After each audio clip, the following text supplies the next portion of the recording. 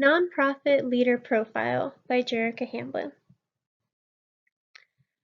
The nonprofit servant leader profile I chose was for the Leukemia and Lymphoma Society. The mission of the Leukemia and Lymphoma Society is to cure leukemia, lymphoma, Hodgkin's disease, and myeloma, and improve the quality of life of patients and their families. The Leukemia and Lymphoma Society funds leading-edge research for every type of blood cancer, including lymphoma, myeloma, leukemia, and other rare types of blood cancers.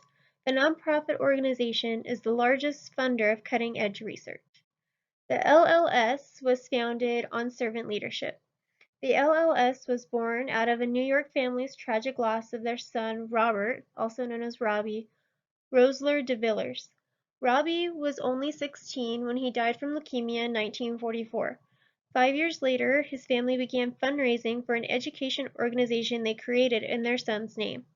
They were frustrated by the lack of effective treatments and began the Robert Rosler de Villers Foundation in New York. At the time, leukemia was 100% fatal, and children diagnosed only had about 3 months to live. By the 1960s, the foundation had grown to the Leukemia Society of America to communicate a broad national reach. De Villers' parents were motivated to find a cure and to increase research to help other families and patients experiencing the same difficulty they were. Because of their persistence, the Leukemia and Lymphoma Society is the largest nonprofit health organization dedicated to funding blood cancer research and providing education and patient services. Servant leadership principles employed.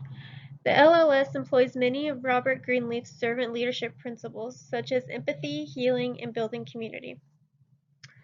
One servant leadership principle employed by the LLS is empathy. Empathy is described by Robert Greenleaf as, quote, the imaginative projection of one's own consciousness into another being, end quote. In other words, empathy is to understand another's feelings. The Leukemia and Lymphoma Society seeks to understand and actively empathizes with those they serve. They provide patient services, wellness references, as well as disease information and a caregiver guide. Healing. The Leukemia and Lymphoma Society funds research to those who are sick. The researchers behind that research have the goal of finding cures for different cancers. But that research is not complete without the personal motivations and passion it takes to conduct the research itself. LLS funds ongoing research that will one day be offered to a patient. Those researchers serve to find a cure and to help those who are struggling. The LLS also builds community. According to Greenleaf, only community can give the healing love that is essential for health. LLS not only conducts hours of research, but they also have patient care specialists that are available for patients to contact around the clock. The service to others builds trust and a sense of community to patients that may feel lonely during their cancer battle. These specialists are trained to speak to patients with situational awareness and emotional intelligence. The caller should feel safe and welcomed.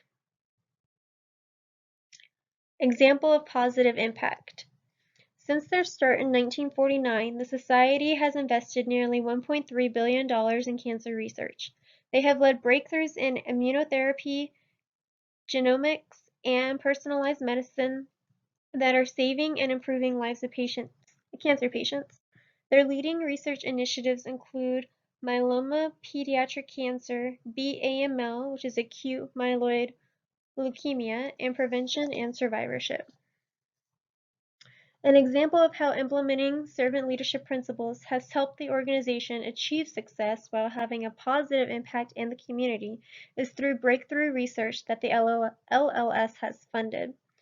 Dr. Brian Druker with the Knight Cancer Institute of Oregon Health and Science University pioneered targeted therapy. His work led to the development of a revolutionary chronic leukemia treatment. His work has saved 350,000 lives. His work has not only saved lives, but proven that the LLS-funded research is working to find a cure. Their breakthroughs in science and leading research initiatives have led to cancer treatments that are saving people's lives.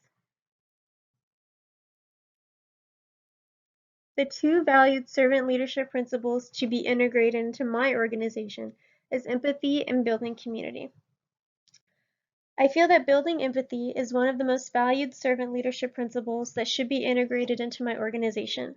At times, it seems that leadership has what I call, quote, blinders, end quote, when spearheading a project. They do not think about employees as much as I wish they would when implementing change and how they communicate that change. Personally, I am not in a defined leadership position, but I enjoy being a servant leader daily. Part of my personal goal I have is to include staff in organizational change decisions. So far, the response has been overwhelming. Staff is excited to attend the development meetings I hold every couple of weeks so that they can provide their feedback about processes and programs. They enjoy having a voice. Having empathy towards how staff feel about organizational changes is rewarding as a servant leader, but also for the company. Staff are more engaged in their work and feel a sense of ownership. In addition to empathy, building a community of leaders within each department is valuable as well. By having empathy towards how staff feel, it begins to build trust. They feel their leader will listen to them. This slowly transcends into confidence and ownership over their department. Staff begin to have confidence in their thoughts and ideas, and that they can truly make a difference. This builds a sense of community and belonging. Soon these leaders should be able to make decisions on their own to the best of their department's ability. And that completes my nonprofit leader profile. Thank you.